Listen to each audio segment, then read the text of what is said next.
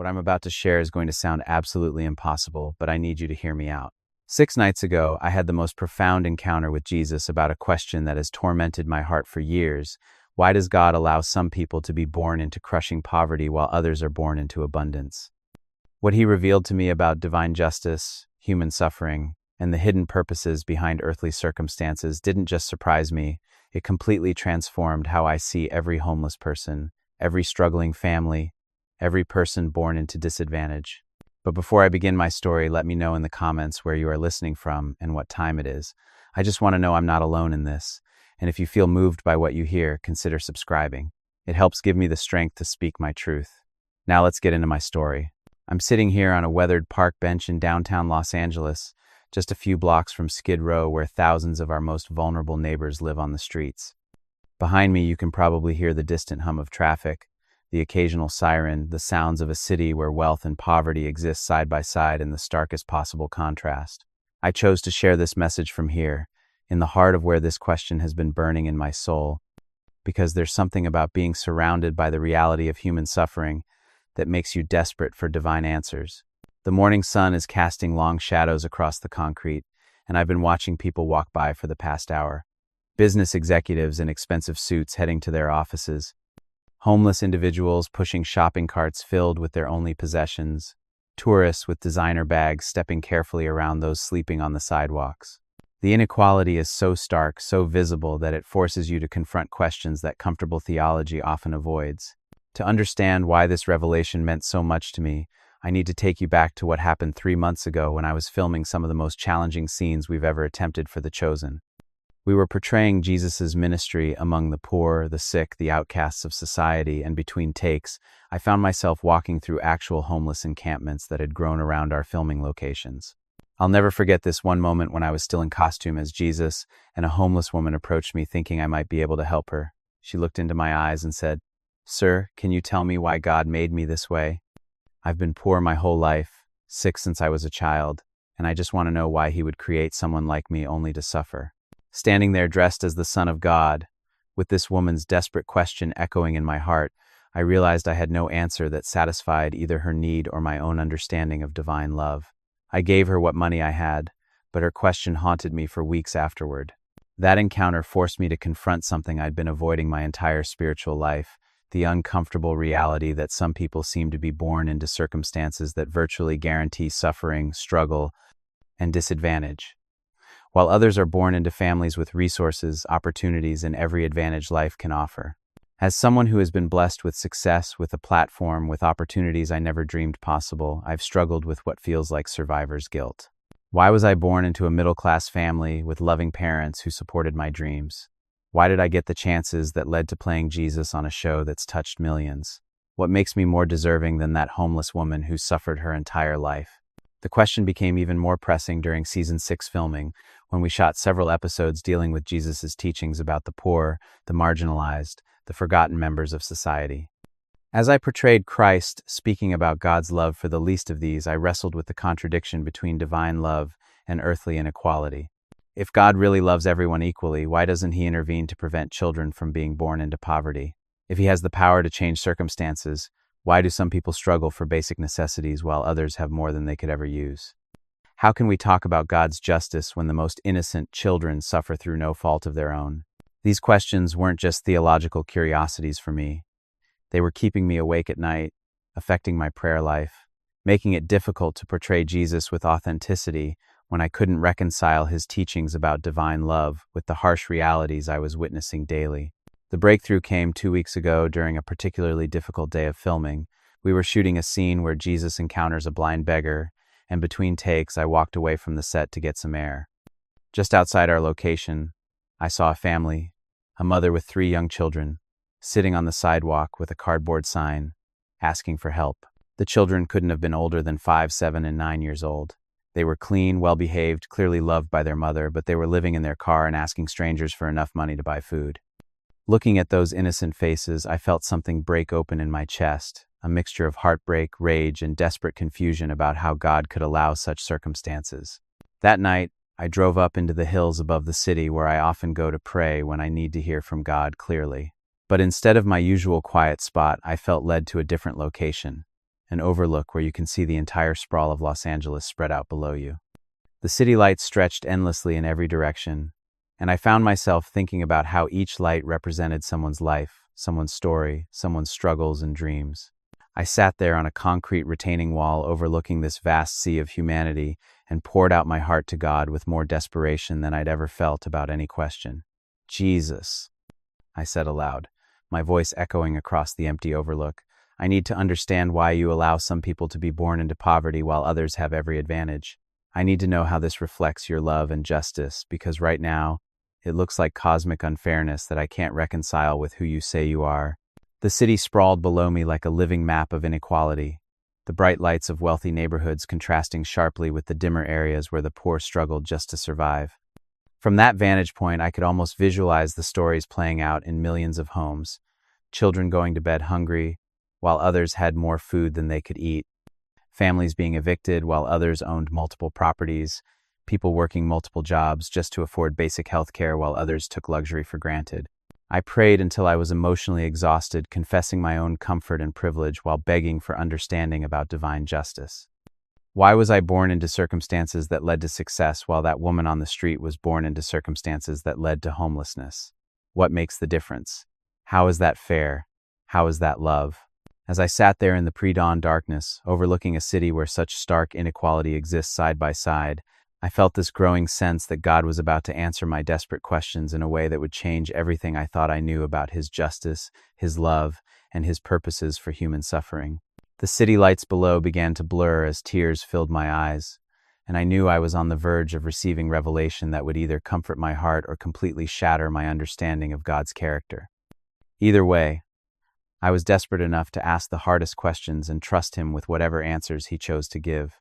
"Please," I whispered into the night air, "show me your heart for the poor, for those born into disadvantage, for the children who suffer through no choice of their own.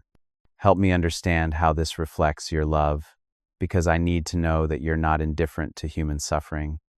I need to know that there's purpose behind the pain I see everywhere." What happened next was the most profound spiritual encounter I've ever experienced, one that would not only answer my desperate questions but reveal divine purposes hidden behind earthly circumstances that most of us never consider. As the first hints of dawn began to appear on the horizon, painting the sky in soft pastels above the sprawling city, the atmosphere around me began to change in ways I'd never experienced before. The noise of the distant city seemed to fade until there was only silence and this overwhelming sense of divine presence settling over the entire overlook. Then, in what felt like both an instant and eternity, I found myself transported into a spiritual realm where I could see reality from God's perspective.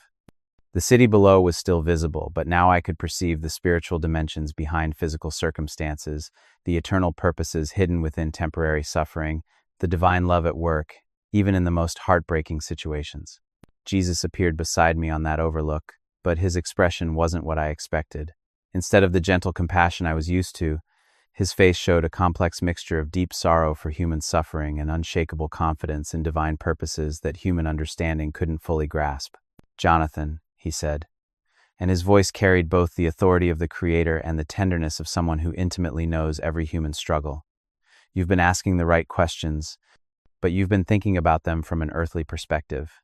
What I'm about to show you will challenge everything you believe about fairness, justice, and the purposes behind human circumstances." As He spoke, I could feel decades of confusion and spiritual wrestling beginning to focus into this moment of potential understanding. I was about to receive answers to questions that had tormented not just me, but every person who had ever looked at suffering and wondered where God was in the midst of it. "Are you ready to see why some souls choose to be born into poverty?" Jesus asked, His words hitting me like lightning. "Because what you're about to learn will transform how you see every homeless person, every struggling family, every person born into disadvantage. The truth about earthly circumstances and eternal purposes is more beautiful and more complex than you've ever imagined." I nodded, feeling both terrified and hopeful about what I was about to discover. I knew I was on the verge of receiving revelation that would either heal my questions about divine justice or completely transform my understanding of how God works in human history. As Jesus and I stood on that spiritual overlook above the city, the environment around us began to shift in ways that challenged my understanding of reality itself. The physical Los Angeles remained visible below, but now I could perceive layers of spiritual truth underlying every human circumstance. every story of struggle and abundance playing out in the millions of lives spread across the urban landscape. Jonathan, Jesus said, his voice carrying both infinite compassion and divine authority, what I'm about to show you will challenge your earthly understanding of fairness, but it will reveal the eternal purposes behind circumstances that seem random or cruel from a human perspective.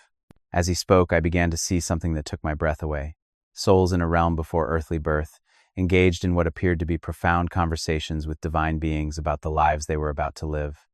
These weren't forced assignments, but choices being made with full understanding of the spiritual purposes behind earthly circumstances. The first truth you must understand, Jesus began, is that souls are not randomly assigned to earthly circumstances. Before birth, in my Father's presence, souls participate in choosing the experiences that will best serve their spiritual growth and their ability to serve divine purposes on earth. The revelation was staggering. I watched as souls examined different potential life paths, understanding the challenges and opportunities each would provide. Some chose lives of material abundance but greater spiritual testing. Others chose lives of material poverty but rich opportunities for spiritual development and service. Watch this soul, Jesus said, directing my attention to a being of light contemplating two possible earthly paths. She can be born into a wealthy family where she would have every material advantage but face the spiritual dangers of entitlement, materialism, and disconnect from human suffering.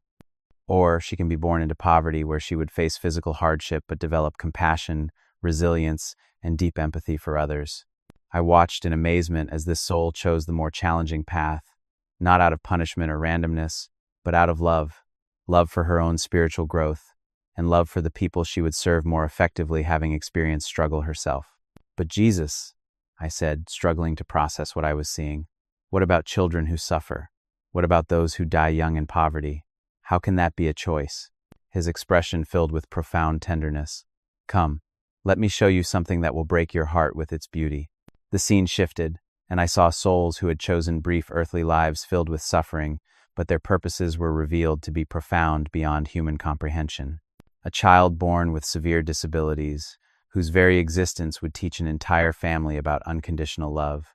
A baby who would live only days, but whose brief life would inspire medical breakthroughs that would save thousands of others. These souls are among the most courageous in my kingdom, Jesus explained, his voice thick with emotion. They choose the hardest assignments because they understand that their suffering serves purposes far greater than their individual comfort. They are heroes, not victims. The second truth he revealed was even more profound. Poverty is not punishment, it is often assignment. Many souls specifically choose lives of material limitation because they understand that struggle develops qualities that abundance cannot. Resilience, creativity, empathy, dependence on divine provision, and the ability to find joy in simple things. I watched as he showed me countless examples throughout history, souls who had chosen poverty and used it as a catalyst for extraordinary spiritual development, innovation born from necessity, and compassion that could only come from personal understanding of need. Look at my own earthly life, Jesus said. I could have been born into any circumstances, but I chose to be born in a stable, raised by a carpenter, to live among the poor and marginalized. This wasn't because poverty is holy in itself, but because it was the best environment for my mission and for demonstrating that divine love exists independent of material circumstances. The third truth shattered my understanding of divine justice. What you call inequality is often divine strategy. The wealthy and the poor need each other for spiritual completion. The poor teach the rich about humility, generosity, and gratitude. The rich provide the poor with opportunities for service and resources for survival. When both groups fulfill their spiritual assignments, the system works as intended. I began to see the intricate spiritual ecosystem underlying economic systems. Souls choosing different roles not based on worthiness or punishment, but based on what would best serve their growth and the collective good of humanity. But what about systemic injustice, I asked? What about oppression and exploitation? Jesus' expression grew serious. Free will allows humans to distort my design. When the wealthy choose greed over generosity, when systems oppress rather than serve, when people forget their spiritual assignments and focus only on earthly accumulation, this creates suffering beyond what souls intended to experience. He showed me the difference between poverty chosen for spiritual purposes and poverty created by human injustice. Both existed, but they served different functions in the cosmic order. The fourth truth is this: souls who choose challenging circumstances do so from a position of spiritual strength, not weakness. They volunteer for the hardest assignments because they have the capacity to handle them and transform them into spiritual gold. I watched as Jesus revealed the spiritual strength of souls who had chosen lives of struggle. They weren't victims of cosmic unfairness. They were spiritual warriors who had volunteered for the battlefield because they knew their presence would make a difference.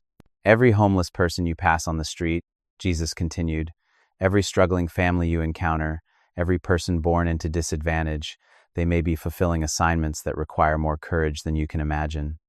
Their circumstances don't diminish their value. They reveal their spiritual heroism. The fifth truth revolutionized my understanding of human dignity. The poorest person on earth has the same eternal value as the richest, but their earthly assignment may be more important for the spiritual development of humanity. Often, the most materially limited souls are the most spiritually advanced, completing assignments that serve the entire human family. I began to see poverty not as evidence of divine neglect, but as potential evidence of divine trust, 2CO. Souls being given assignments that required great spiritual maturity to handle with grace and purpose. The sixth truth, Jesus said, his voice rising with passion, is that earthly circumstances are temporary assignments, not eternal conditions. What matters is not what happens to you, but how you respond to what happens to you. A soul can graduate from poverty to spiritual wealth, or from material abundance to spiritual poverty, based entirely on their choices. He showed me souls who had transformed their challenging circumstances into spiritual victories, and others who had squandered abundant circumstances through selfish choices. The external conditions mattered far less than the internal responses. And the seventh truth, Jesus concluded, is that the ultimate purpose behind all earthly circumstances, wealth, poverty, health, illness, advantage, disadvantage, is to develop the capacity for love. Every situation provides unique opportunities to love and be loved. The poor can love through gratitude and service despite having little. The rich can love through generosity and stewardship of abundance. Both paths can lead to the same destination, a heart perfected in love. As these revelations settled into my consciousness, I felt a complete transformation in how I viewed every person I'd ever encountered. The homeless woman who had questioned me while I was in costume wasn't a victim of divine unfairness. Anyone to be a spiritual hero, completing one of the most difficult assignments in the cosmic curriculum. But how do I know which poverty is chosen for spiritual purposes and which is the result of injustice? I asked, still struggling to process the implications of what I was learning. That's exactly the right question, Jesus said, his face lighting up with approval. And the answer will show you how to respond to both situations with perfect love and wisdom. I could sense that we were approaching the most practical part of this revelation, I&M, understanding how to respond to poverty and inequality in light of these eternal truths. The city spread below us seemed to pulse with new meaning, every light representing not just a life but a soul on a spiritual journey with purposes far deeper than earthly appearances suggested. As Jesus and I continued standing on that spiritual overlook above Los Angeles, the city below seemed to transform before my eyes. Where I had once seen only random inequality and apparent injustice, I now began to perceive the intricate spiritual purposes woven through every circumstance, every struggle, every story playing out in the millions of lives spread across the urban landscape. Now, Jesus said, his voice filled with both compassion and urgency, I need to show you how to respond to poverty and suffering with this new understanding.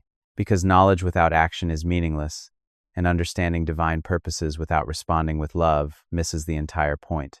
The scene around us shifted, and I found myself witnessing countless interactions between those with abundance and those in need. Some responses honored the spiritual purposes behind circumstances, while others ignored or even hindered the divine design.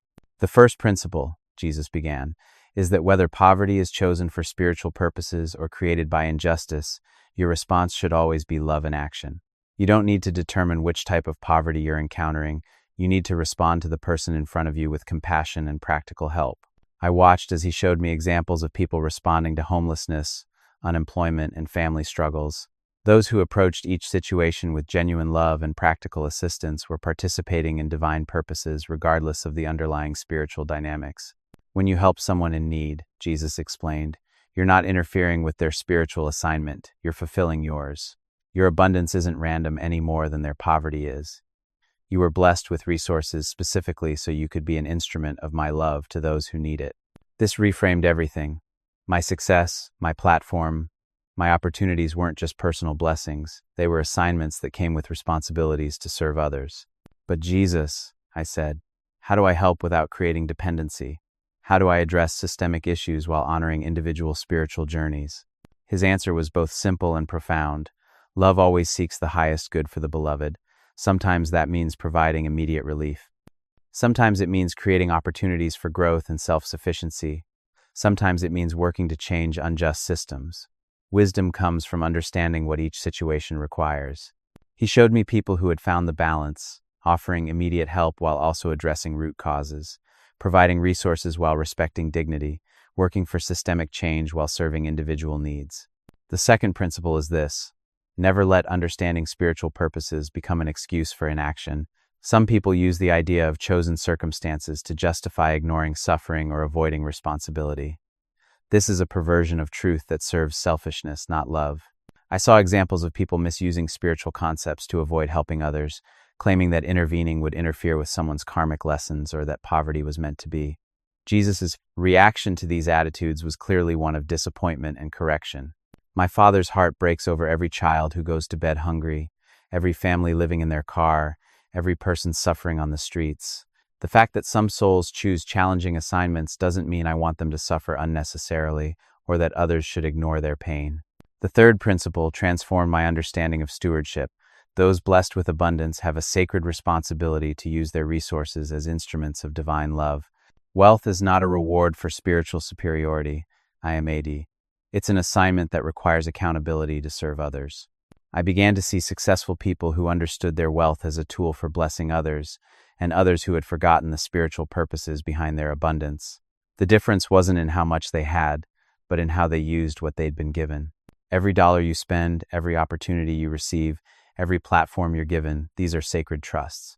The question isn't whether you deserve them, but whether you're using them to serve the purposes for which they were entrusted to you. This hit me powerfully as someone with a public platform. My role on The Chosen, my ability to reach people through social media, even this message I was receiving, this fen, all of it came with the responsibility to serve divine purposes rather than just personal success. The fourth principle addresses systemic change. While individual souls may choose challenging circumstances, systems that oppress and exploit still violate my design and must be confronted. Working for justice isn't interfering with spiritual assignments. It's fulfilling them. Jesus showed me people throughout history who had worked to change unjust systems while still honoring individual dignity and spiritual purposes. They understood that fighting oppression and serving souls weren't contradictory but complementary. When systems prevent people from fulfilling their spiritual assignments, when structures create suffering beyond what souls intended to experience, when policies favor some while crushing others, this grieves my heart and requires action from those with the power to change things. The fifth principle gave me hope for transformation. Everyone, regardless of their earthly circumstances, has the potential to fulfill their spiritual assignment with dignity and purpose. Your job isn't to fix everyone's problems, but to create opportunities for people to fulfill their divine purposes.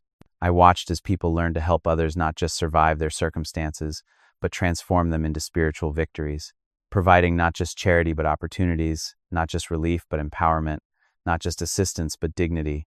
The sixth principle is about seeing with spiritual eyes. When you encounter someone in poverty, see them first as a spiritual being on a sacred assignment, then respond to their immediate needs with that understanding. This changes everything about how you interact with them.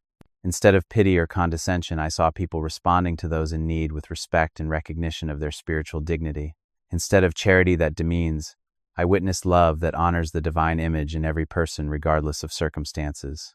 The seventh and most important principle, Jesus said, his voice rising with passion, is that the ultimate goal of all earthly circumstances is to develop the capacity for perfect love.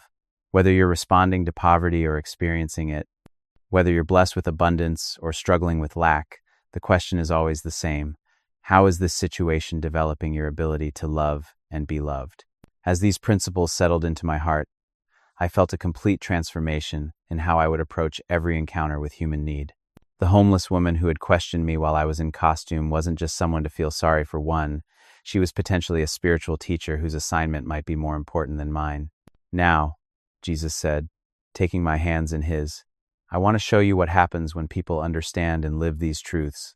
The scene around us transformed to show communities where these principles were being lived out. I saw churches that had moved beyond charity to empowerment, businesses that operated as instruments of blessing, individuals who used their resources as tools of transformation. I watched families that had been homeless finding not just shelter but dignity and purpose. I saw wealthy individuals discovering joy and generosity that transformed both giver and receiver. I witnessed systemic changes that honored both immediate needs and spiritual purposes. "This is what my kingdom looks like on earth," Jesus explained. "Not the elimination of all earthly challenges, but the transformation of all circumstances into opportunities for love. Not the end of different assignments, but the fulfillment of them with grace and purpose." The beauty of what I was witnessing brought tears to my eyes. This wasn't a utopian fantasy where everyone had equal material wealth. There was something better. It was a reality where everyone had equal spiritual dignity and opportunity to fulfill their divine assignments with support and love. "But how do I start?" I asked. "How do I live this understanding in practical ways?" Jesus smiled, and I could see he'd been waiting for exactly that question. "You start where you are, with what you have, with the people in front of you. Every encounter with need is an opportunity to participate in divine purposes. Every blessing you receive is a trust to be stewarded for others." He showed me simple, practical steps, looking into the eyes of every person asking for help and seeing their spiritual dignity, using my platform to share not just entertainment but hope and truth, supporting organizations that address both immediate needs and systemic causes, advocating for policies that honor human dignity while creating opportunities for spiritual growth. "And remember," Jesus said as our time together began to wind down, "your own abundance is an assignment too. The question isn't why you were blessed while others struggle. It's how you'll use your blessings to serve the purposes for which they were given." As the vision began to fade and I felt myself returning to the physical overlook above Los Angeles, Jesus spoke one final truth that would sustain me forever. Every person you encounter, regardless of their circumstances, is on a spiritual journey with purposes you may never fully understand. Your job isn't to judge their assignment or fix their life. It's to love them well and support them in fulfilling whatever divine purposes brought them to your path. I opened my eyes to find myself back on the concrete retaining wall overlooking the city, but everything had changed. The lights below no longer looked like evidence of inequality. They looked like evidence of souls fulfilling diverse assignments in service of collective spiritual growth. Over the past 6 days since this encounter, I've been living differently. When I see homeless individuals, I no longer feel just pity or guilt.